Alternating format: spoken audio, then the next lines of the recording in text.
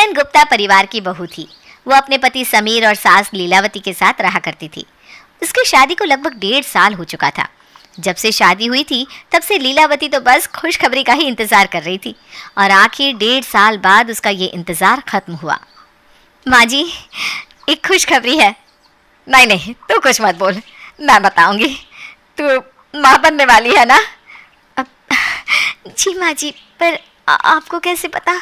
अरे कैसे पता क्या मतलब? इतने महीनों से मंदिरों के चक्कर लगा रही हूँ, वो क्या मेरी सुनेगा नहीं? भगवान तुझे हमेशा खुश रखे और तू जल्दी से मुझे मेरे पोते का मुंह दिखाए। आप लोग बैठो, मैं मिठाई लेकर आता हूँ। मैं बाप बनने वाला हूँ, इस बात पे मुंह मीठा करना तो बनता ही है।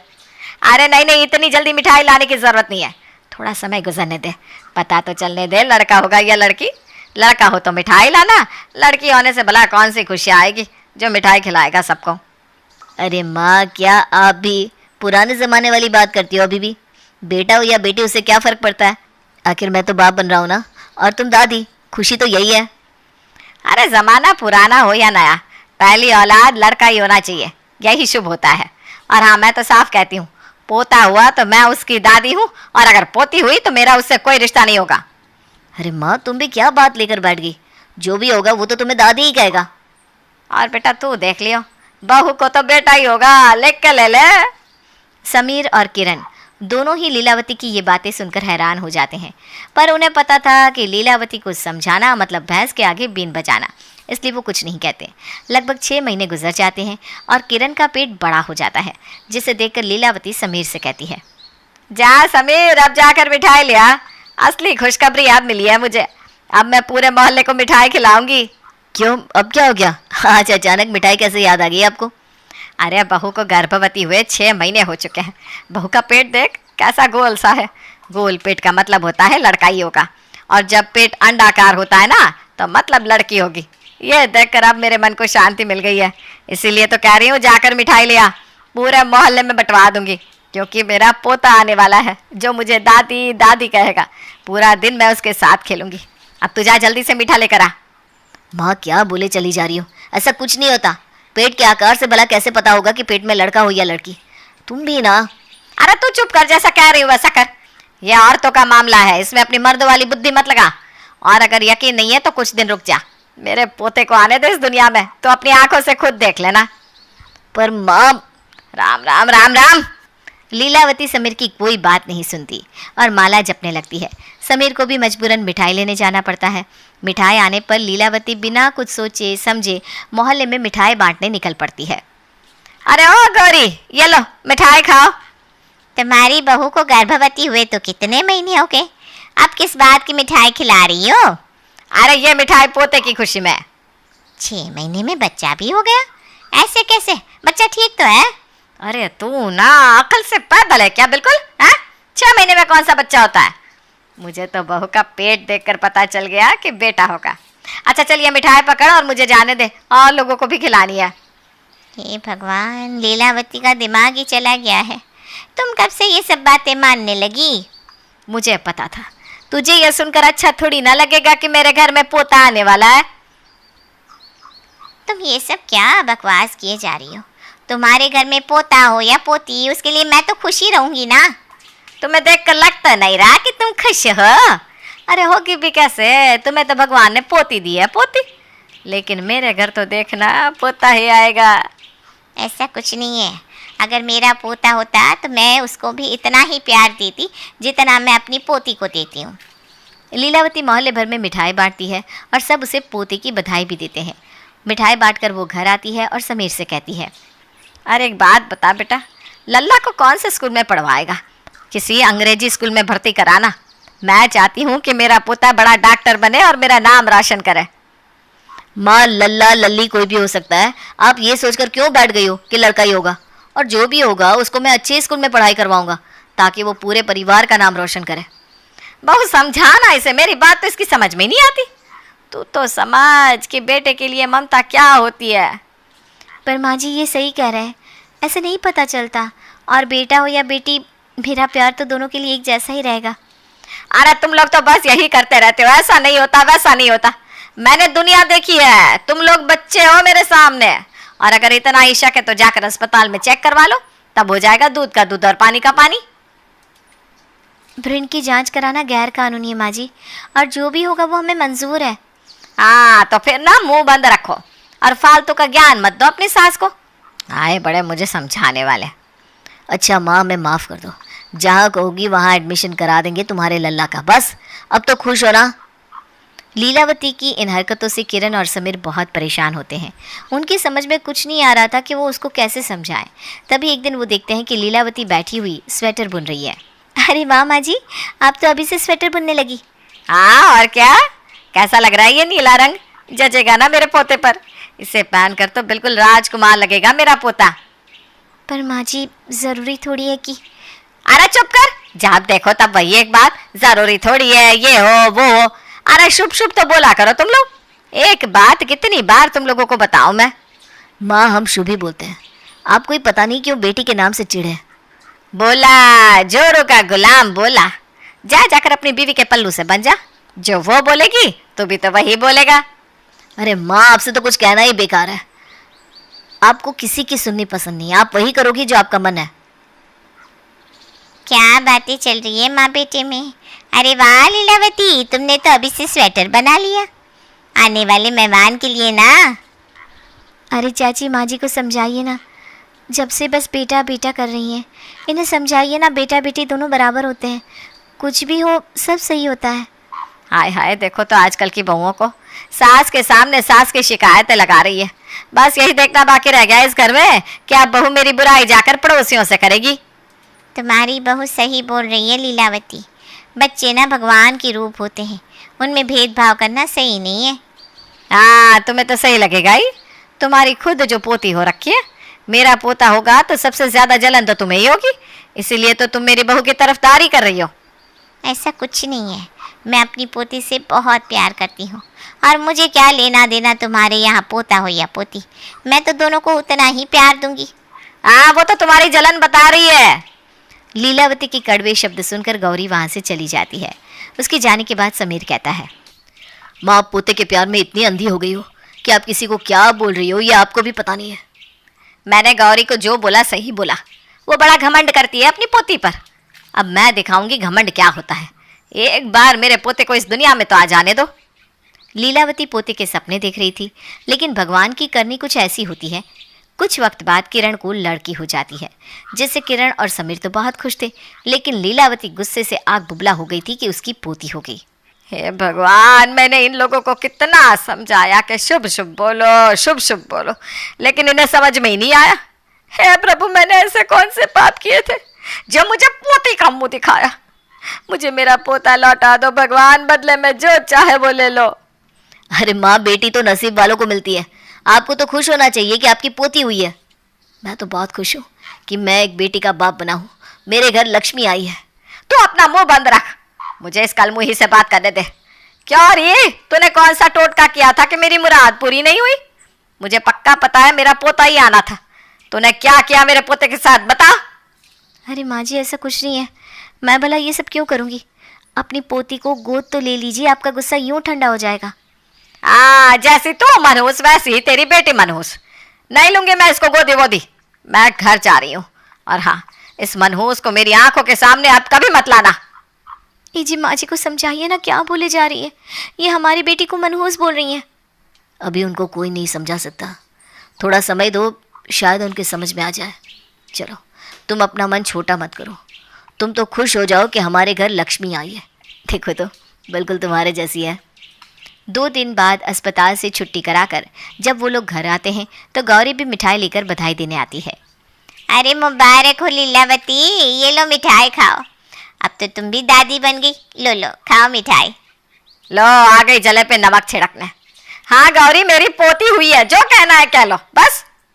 मुझे तो कुछ बोलने लायक नहीं छोड़ा इस कलमुही ने। तुम क्या, पूरा मोहल्ला मेरा मजाक उड़ाएगा, तो तुम क्यों पीछे रहो, तुम भी सुनाई दो। अरे कैसी बात कर रही हो लीलावती, मैं तो बधाई देने आई हूँ कि तुम्हारे घर लक्ष्मी आई है। क्या खाक लक्ष्मी आई है? ऑपरेशन से हुई है ये लड़की, जरूरत से ज्यादा पैसा लग गया है। पैसा आया नहीं है, गया है, और न जाने आगे कितना पैसा जाएगा इसके पीछे, और तुम कह रही हो लक्ष्मी आई है। गौरी उसे समझाने की कोशिश करती है, पर लीलावती कुछ नहीं सुनती। गौरी के जाने के बाद समीर अपनी माँ से कहता है, माँ आप किसी दाई को जानती हो? एक दाई तो हमारे मोहल्ले में ही है ना, बहुत अच्छी है, उन्हें बुलवा लो ना, बच्चे की मालिश कर देगी वो। बच्चा क्या होता है? लड़की बोला, लड़की। मैं ना बुलवा रही किसी दाई वाई को इस लड़की के लिए। तुम लोग खुद ही कर लो जो करना है। ना मैं इसकी दादी हूँ और ना ये मेरी कुछ लगती है। आपको आखिर दिक्कत क्या है मेरी बच्ची से? जब से आई है आप उसको कोसे जा रही हैं। उसने क्या बिगाड़ा है आपका? समीर इससे बोलते मुझसे बात ना करे। मैं घर में मनहूसियत लाने वाली से बात नहीं करूंगी। और अगर तुम लोगों को मेरी बातें इतनी बुरी लग रही है तो मेरे घर से इस मनहूस को लेकर निकल जाओ। ये सुनकर किरण रोने लगती है और लीलावती अपने कमरे में चली जाती है। तुम रो मत, मैं दाई को बुला लाऊंगा। और रही माँ की बात तो उनका कुछ नहीं हो सकता, उनको तो भगवान ही समझाए। अब मैंने तो कभी नहीं कहा कि लड़का होगा, खुद ही सोच लिया और अब मुझे कोस रही है। तुम टेंशन ना लो, सब ठीक हो जाएगा। देख लेना, हमारी बेटी एक दिन अपनी दादी का मन जीत ही लेगी। उसी रात जब किरण की बेटी रोती है तो लीलावती को गुस्सा आ जाता है। वो जाकर उनके कमरे का दरवाज़ा खटखटाती है और चिल्ला कर कहती है, अरे चुप करा इस करमचली का मुंह। सोना दुबर कर दिया इसने। अब अगर आवाज आई तो घर के बाहर ही पटक दूंगी इसको। हाँ नहीं तो। अरे माँ जी, बच्ची है, भूख लग रही है उसे, इसलिए रो रही है। आप चिंता ना करो, अब आपकी नींद खराब नहीं होगी, मैं इसको सुला देती हूँ। अरे तो दूध पिला और मुंह बंद कराना इसका। सिर में दर्द कर रही है, इस घर में तो एक पल का चैन नहीं है। अब अगली सुबह लीलावती उठती है तो उसका बाथरूम में पैर फिसल जाता है। इसका ठिकरा भी वो उस बच्ची पर ही फोड़ देती है। आए मैं मर गई, उठा मुझे समीर, देख ले उस मनहूस की वजह से मैं गिर गई। अरे ऐसे कैसे गिर गई आप? उठो उठो। क्या माँ फिर से शुरू हो गई? अब मेरी बेटी ने क्या किया? देख लिया तूने, बेटी हुई नहीं और घर में मुसीबतें शुरू हो गई। और पूछता है कि क्या किया तेरी बेटी ने। आज मुझे चोट लगी है, कल तुझे चोट लगेगी। अरे पूरा घर खा जाएगी ये डायन। माँ वो मेरी बच्ची है, आपको कोई हक नहीं है उसे डायन बोलने का। आपको दुख लग रहा है तो दुख मनाओ, लेकिन मेरी बच्ची के लिए कुछ गलत नहीं सुनूंगा मैं। आगे से मेरी बेटी के बारे में बोलने से पहले थोड़ा सोच लेना माँ। हाय राम, मेरे बेटे को भी मुझसे दूर कर देगी ये लड़की। मुझे पहले से ही मालूम था यही होने वाला है इस लड़की के आने के बाद। ऐसे ही समय गुजर रहा होता है। तभी एक दिन लीलावती को पता चलता है कि उसकी बेटी सीमा भी प्रेग्नेंट है। वो बहुत खुश होती है और फौरन उसके घर पहुंचती है। क्या खुशखबरी सुनाई है तूने मेरी बच्ची, दिल खुश हो गया। मैं पोते का तो मुंह ना देख सकी, पर कम से कम नाती का तो देख ही लूंगी। अरे समधन जी, क्या फर्क पड़ता है लड़का हो या लड़की? अरे क्यों नहीं फर्क पड़ता, बिल्कुल फर्क पड़ता है जी। लड़का बुढ़ापे में हमारा सहारा बनता है, वंश आगे बढ़ाता है। और लड़कियां कुछ नहीं करती? करती होगी पर लड़कों जितना नहीं कर पाती। फिलहाल आप ये मिठाई खाइए और अब मैं तब आऊंगी जब मेरा नाती आएगा। और अगर नवासी हुई तो नहीं आओगी? देखो ऐसे हाल में ना अच्छी बात करते हैं बेटा, ये सब मत बोल। हाँ अच्छा मैं चलती हूँ, नमस्ते समधन जी। लीलावती को उम्मीद थी कि वो लड़के की दादी भले ही ना बन पाई हो, पर लड़के की नानी तो बन ही जाएगी। लेकिन उनकी ये इच्छा भी पूरी ना हो पाई। आओ चलो किरण, जल्दी तैयार हो जाओ, अस्पताल जाना है। सीमा की बेटी हुई है, जल्दी करो। अरे तो माँ जी को भी बता दो। नहीं नहीं, सीमा ने मना किया है उन्हें बताने से। हाँ वैसे दीदी ने ना सही फैसला किया है, बेटी हुई है तो माँ जी को ना बताना ही बेहतर है। दोनों जाते हैं और सीमा की बेटी को देख कर आते हैं। कुछ दिन बाद सीमा अपनी बेटी को लेकर उनके घर भी जाती है, पर वो सिर्फ समीर और किरण से ही मिलती है, अपनी माँ के पास नहीं जाती।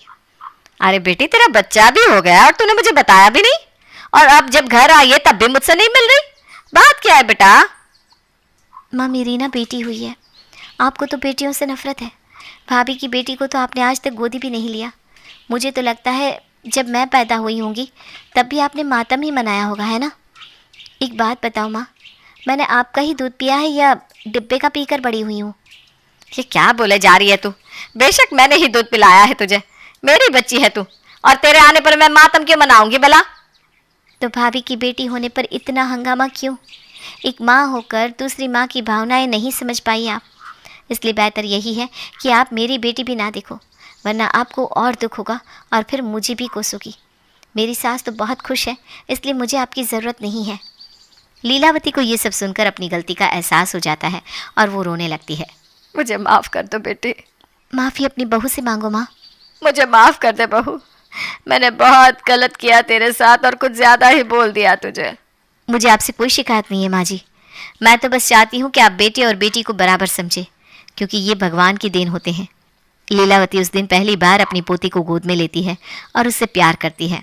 वो अपनी नवासी को भी गोद लेती है और दोनों को खूब खिलाती है। अब उसके मन से लड़का लड़की का भेदभाव बिल्कुल निकल चुका था। मम्मी, दादी गांव से कब आएगी? बस पापा दादी को लेकर आते ही होंगे। अब दादी हमारे साथ ही रहेंगी ना? हाँ बेटा, अब दादी हमारे साथ ही रहेंगी। अरे वाह, फिर तो रोज दादी से नई नई कहानियाँ सुनने को मिलेगी। हाँ, लेकिन दादी को ज्यादा तंग मत करना। हाँ। घर में खुशी का माहौल था, क्योंकि रवि और निशा की दादी गांव से उनके पास रहने आ रही थी। बच्चे खुश थे कि दादी का दुलार मिलेगा और सरिता भी खुश थी कि उसे अपनी सासू माँ की सेवा करने का मौका मिलेगा। लो, आ गई दादी।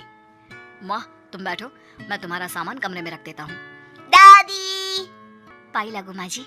जीती रहो बहू। सफर में कोई दिक्कत तो नहीं हुई ना? वैसे तो कोई दिक्कत नहीं हुई, लेकिन ट्रेन में बैठते ही सर दर्द करने लगा। अब तक दुख रहा है। मैं अभी आपके लिए चाय बना कर लाती हूँ। दादी कहानी सुनाओ ना। अभी कैसे सुनाऊं बेटा? रवि, अभी दादी को तंग मत करो, वो थक गई है ना, कहानी बाद में सुनना। ठीक है। अगला, दादी को अपने अपने खिलौने दिखाने पहुंच गए।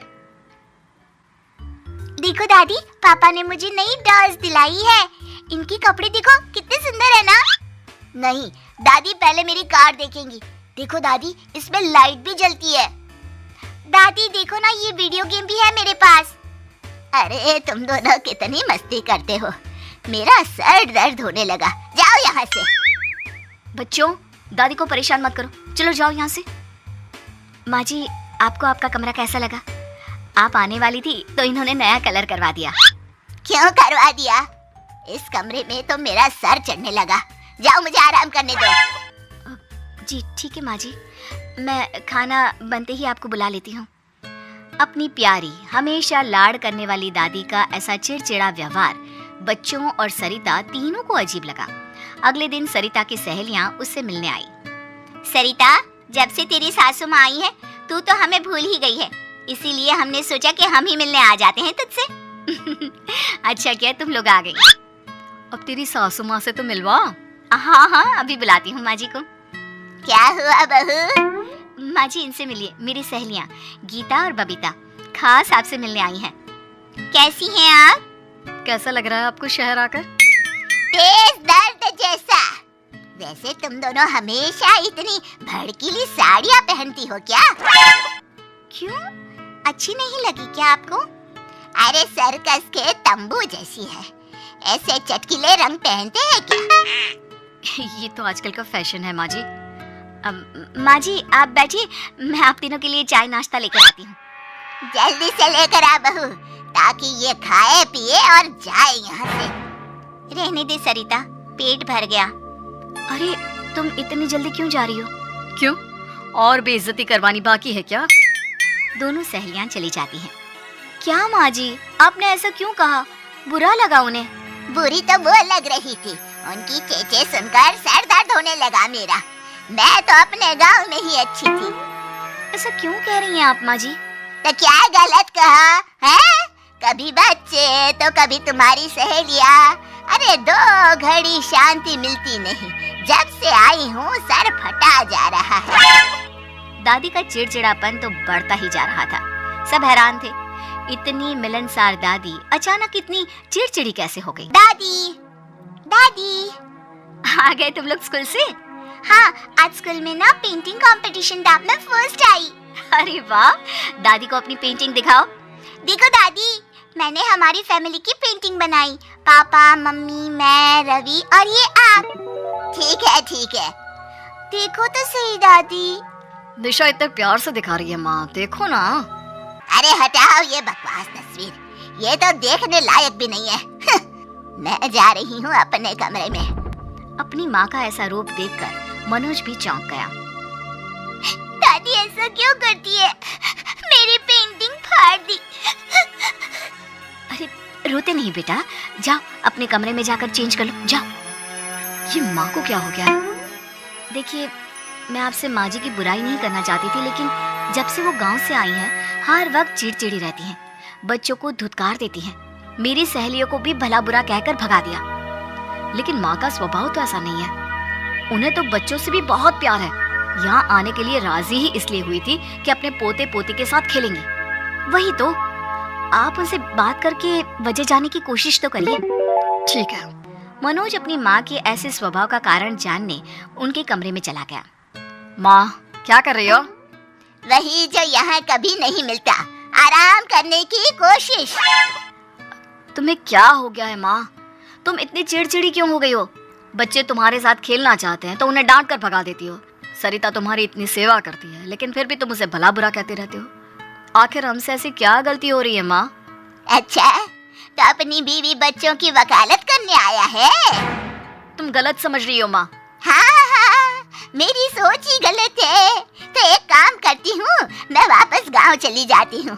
वैसे भी जब से यहाँ आई हूँ, मेरा सर दर्द से फटा जा रहा है सबकी चे सुनकर। अब जा यहाँ से, सोने दे मुझे। अपनी माँ से ऐसे कठोर वचन सुन के मनोज बहुत दुखी हुआ। लगता है माँ को वापस गांव भेजना ही ठीक रहेगा। ये क्या कह रहे हैं आप? देखो, हम माँ को यहाँ इसलिए लाए कि बच्चों के साथ उनका मन लगेगा, उन्हें अकेले नहीं रहना पड़ेगा और यहाँ हम उनकी सेहत का ख्याल रख पाएंगे। लेकिन अगर उन्हें हमारे साथ रहना पसंद ही नहीं है तो क्या कर सकते हैं? माँ जी के चिड़चिड़ेपन का कारण तो मैं भी नहीं समझ पा रही हूँ। मम्मी पापा, मुझे शायद दादी की चिड़चिड़ेपन का कारण समझ में आ गया है। अच्छा, क्या बेटा? आप बस मैं जो कहती हूँ वो कर दीजिए। देखिए, दादी का स्वभाव फिर पहले जैसा हो जाएगा। लेकिन ऐसा करने से अगर माँ और चिढ़ गई तो? चिढ़ तो वो वैसे भी रही है, लेकिन मुझे लगता है कि निशा की बात में दम है। तो जाइए दादी के पास। माँ, अब क्या हुआ? चलिए ना मेरे साथ, हमें कहीं जाना है। मुझे कहीं नहीं जाना, मुझे गांव जाना है। अरे बाद में गांव चली जाना, लेकिन अभी मेरे साथ चलिए, बिना कोई सवाल किए। आपको मेरी कसम माँ। क्या जिद है, चलो। आखिर माँ अपने बेटे की कसम कैसे टालती? वो मनोज के साथ चली गई और कुछ घंटों बाद जब लौटी तो दादी में दो बदलाव थे। एक तो उनके चेहरे पर मुस्कान और दूसरा उनकी आंखों पर नंबर वाला चश्मा। आ गए आप लोग? माँ जी, मैं आपके लिए पानी लाती हूँ। अरे रुको बहू, मुझे तुम सबसे कुछ बात करनी है। रवि, निशा, यहाँ आओ जरा। अरे वाह दादी, आप पर ये चश्मा तो बहुत अच्छा लग रहा है। दादी, अब आपका सर दर्द कैसा है? निशा बेटा, तुम्हारा आइडिया तो काम कर गया, तुम्हारा अंदेशा बिल्कुल सही निकला। ओहो, तो ये मेरी निशा बेटी का काम था। लेकिन तुझे कैसे पता चला कि मुझे आंखों में परेशानी है? ये तो मुझे भी जानना है। जब दादी ने मेरी पेंटिंग फाड़ी तो मैं बहुत रोई, लेकिन फिर मैंने एक बात नोटिस की कि दादी कब कब चिढ़ती हैं। जब दादी ट्रेन में बैठी तो खिड़की से बाहर देख रही होंगी। तेज भागती ट्रेन से बाहर देखने पर उनकी आंखों पर जोर पड़ा होगा। दूसरी बार दादी उनके कमरे के रंग से चिढ़ी, फिर हमारे खिलौने देखकर, फिर गीता आंटी और बबीता आंटी की ब्राइट कलर की साड़ी देखकर, उसके बाद मेरी पेंटिंग देखकर हर बार उन्हें तेज रंगों से चिढ़ होती और उनका सर दर्द होने लगता। ऐसा ही मेरी फ्रेंड के साथ भी हुआ था। तब पता चला कि उसकी आंखों में परेशानी है, तो मैंने पापा से कहा कि आपको आंखों के डॉक्टर के पास ले जाएं। डॉक्टर ने चेकअप किया तो पता चला कि माताजी की आंखें कमजोर हो गई हैं। चश्मा लगते ही मेरा सर दर्द ठीक हो गया। और आपका मूड भी। यहाँ आओ बच्चों, तुमने तो दादी की परेशानी ही सुलझा दी। भगवान का लाख लाख शुक्र है कि आपका सर दर्द ठीक हो गया। तुम सब मुझे माफ कर दो। इन आंखों की वजह से मैंने तुम सब पर बेवजह गुस्सा किया और अपने दिल के टुकड़ों को भी डांटा। मुझे माफ कर दो बच्चों। अरे माँ, हम सब तुम्हारे बच्चे हैं, तुम कितना भी डांट सकती हो। लेकिन अब गांव तो नहीं जाओगी ना? बिल्कुल नहीं, मैं अपने पोते पोती के साथ ही रहूंगी और सबसे पहले निशा के साथ उसकी पेंटिंग फिर से बनवाऊंगी। और कहानी भी सुनाओगी ना? हाँ, मेरे लाए रोज सुनाऊंगी। तो इस तरह पोती की समझदारी से दादी की परेशानी हो गई दूर और फिर एक बार चिड़चिड़ी दादी बन गई प्यारी प्यारी दादी।